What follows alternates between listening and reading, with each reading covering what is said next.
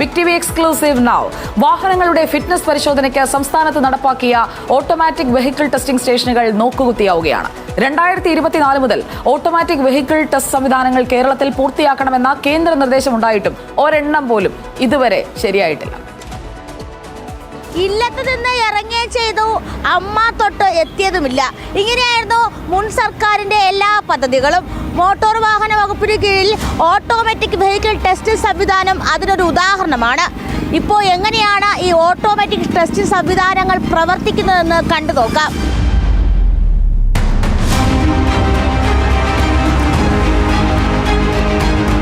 Thiruvananthapuram Muttathara driving ഗ്രൗണ്ടിലെ automatic vehicle സെന്ററാണിത്. 2 വർഷങ്ങൾക്ക് മുന്നേ നിർമ്മാണ പ്രവർത്തനങ്ങൾ ആരംഭിച്ചത്. കമ്പ്യൂട്ടർ മഴയും വെയിലും കൊണ്ട് നശിച്ചു. കെട്ടിടം പൂട്ടി പിന്നീട് ആരും ഇങ്ങോട്ട് തിരിഞ്ഞു നോക്കിയിട്ടേയില്ല. എവിടം വരെ എത്തി എന്നുള്ള കാര്യം അതിൻ്റെ ശരിക്കുള്ള പിക്ചർ നമുക്ക് ആർക്കും ഇതുവരെ കിട്ടിയിട്ടില്ല. ടെസ്റ്റിംഗ് ഗ്രൗണ്ട് ഇവിടുന്ന് മാറ്റാൻ പോകണമെന്നൊക്കെ പറഞ്ഞിരുന്നു. ഇതുവരെ ഞങ്ങൾ ഓർഡറോ അല്ലെങ്കിൽ അതിനുവേണ്ടി ഗവൺമെൻറ് തലത്തിൽ ഒന്നും ആയിട്ടില്ലെന്നാണ് ഇതുവരെയുള്ള അറിവ്.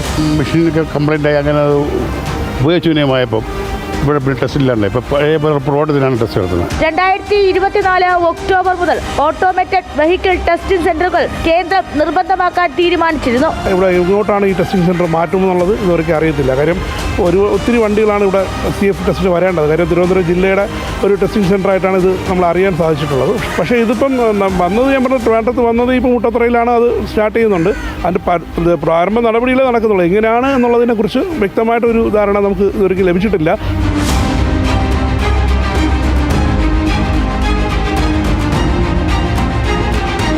സംസ്ഥാനത്ത് 19 ഇടങ്ങളിലായി കേന്ദ്ര സർക്കാർ നിർദ്ദേശപ്രകാരം ഓട്ടോമാറ്റിക് ടെസ്റ്റിംഗ് സ്റ്റേഷനുകൾ സ്ഥാപിക്കാനായിരുന്നു നിർദ്ദേശം. 15 വർഷം പഴക്കമുള്ള വാഹനങ്ങൾ പിൻവലിക്കണമെങ്കിൽ പൊളിക്കൽ കേന്ദ്രങ്ങൾക്കൊപ്പം ഫിറ്റ്നസ് കേന്ദ്രങ്ങളും ഒരുക്കണം. പരിശോധനയിൽ പരാജയപ്പെടുന്ന വാഹനങ്ങളാണ് പൊളിക്കേണ്ടത്. വാഹനങ്ങൾ പരിശോധിക്കുന്നത് ഇപ്പോൾ ഉദ്യോഗസ്ഥരാണ്. ബാഹ്യ ഇടപെടലുകൾക്കും ക്രമക്കേടുകൾക്കും ഇത് വഴിവെക്കുന്നുണ്ട്. പൊതുഖജനാവ് ഇങ്ങനെയൊക്കെയാണ് ചോരുന്നത്. സംസ്ഥാനത്തെ 19 ഇടങ്ങളിലായിട്ട് ഓട്ടോമാറ്റിക് വെഹിക്കിൾ ഫിറ്റ്നസ് സെന്ററുകൾ സ്ഥാപിക്കാനായിരുന്നു മുൻ സർക്കാർ നെട്ടോട്ടമോടിയത്. ആദ്യം സ്ഥാപിച്ചത് തിരുവനന്തപുരം മുട്ടത്തറയാണ്. മുട്ടത്തറയിലെ അവസ്ഥ തന്നെ ഇങ്ങനെ പരിതാപകരമായി തുടരുകയാണ്. അപ്പോൾ മറ്റിടങ്ങൾ പറയേണ്ടതായിട്ടുണ്ടോ?